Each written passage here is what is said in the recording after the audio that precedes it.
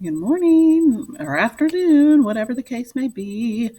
So, I'm going to introduce the first project for geography.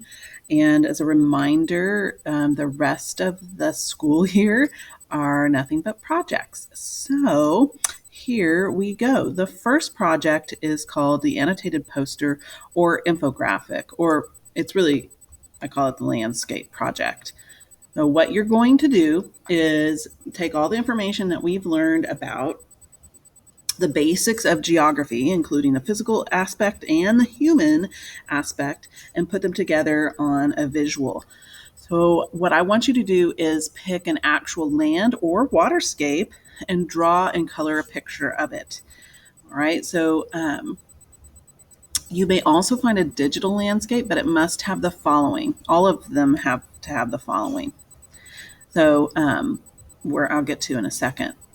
Also, on your land or waterscape, you need to create annotations, and these are notes of explanation or comment added to a text or diagram. So, those annotations have to refer to the location of your landscape. Okay, so where is it? What climate zone it's in? This would be like a region. What's notable about it? This could be human environment interaction.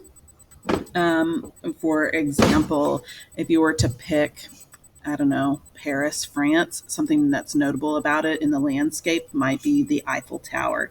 That would be a human aspect. But if we're talking about the Himalayan mountains, then the what's notable about it is the Himalayan mountains. So maybe the highest peak in the world, which would be Mount Everest. Um, how was your landscape formed? All right. So there needs to be an annotation about that. Do people live there? Yes. This is where most people, most kiddos forget, maybe, and sometimes they don't even include this. But people live in the landscape that you pick. Okay. And then for this case, for this objective, it cannot be a landscape without people in it. All right. So most people have been found in most places. All right. So this would be human environment interaction. It also could be movement because people are moving there or moving away from it. So yes, people live in the area that you would pick, but what you need to draw or show is how does it affect people that are living there. So we're looking at what do people wear because of the environment.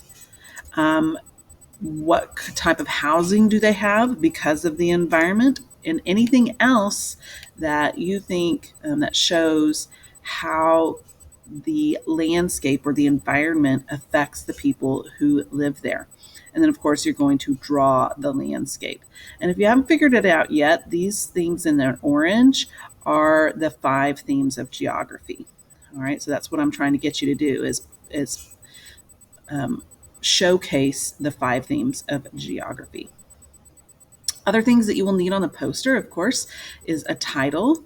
So that could be the title or the landscape that you're drawing. So if it's I don't know, the Gobi Desert, then maybe the title should be Gobi Desert. All right, and make sure you have your name on it. People have not put their names on it, and I didn't know how to grade them. So, and I've listed a ton of possibilities. These are not an exhaustive list by any means. Of course, I want you to do a little bit of research to find something that you are interested in. So I went by kind of like continent, if you will. So Nile River could be a land and waterscape, which would be cool. Sahara, African savanna, Mediterranean, of course, in Asia, the Himalayas, something called the Mongolian steppe, the tundra, some deserts, Pacific Islands like Australia, New Zealand. Um, yeah, so cityscapes are also landscapes, by the way. Just saying. South America, we could talk about rainforest, the Amazon River, the Atacama Desert, a landscape near you. Maybe it's a landscape of West Fork. Mm. So here is this is kind of what I'm looking for. All right. Yours will definitely be more detailed than what you see here. I use this because not only does it have the actual environment with the sand dunes and the um, palm trees here, but it also has the human environment interaction and some annotations. There are only 3 here, but you will need to have at least 5. All right. So this is at Algeria in the desert. And the housing, it says this village is one of Algeria's human features. It has small villages, but you can see that the architecture of these houses are specifically for, that style is to interact with the environment that they have. Okay. All right, so we've got the landscape, we got the human environment interaction, and we have some annotations. So that's kind of what I'm looking at. So let's look at the rubric, how I'm going to grade you. All right, so I'm going to look for the elements that I mentioned, the location, the climate zone, what's notable about the landscape, how it was formed, how do people live there, what does it affect, how does it affect them, what do people wear, etc., etc. That's 10 points. Okay. So a picture accurately depicts landscape and human interaction. So if you type in, the Appalachian Mountains, I'm going to Google Appalachian Mountains to see if it's anything close to it. All right. Should be an easy 10 points. Then I'm going to look for your annotation. So landscape contains at least 5 labels with information describing the landscape and the features. This would go with these. So you should have at least 5 labels or annotations. 1 includes the location, 1 is climate zone, 1 is notable. You can have more than 5, that's fine. So creativity, landscape is colorful and creative. All right, I'll leave it at that. Stick figures are fine.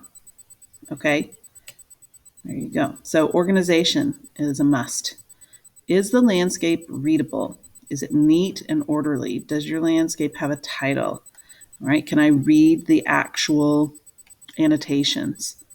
Can I clearly see what's going on? All right, that's how I'm going to grade you, and that is, I believe, 50 points. 1, 2, 3, 4, 5 times 10 is 50. Okay, you have the whole week to work on this.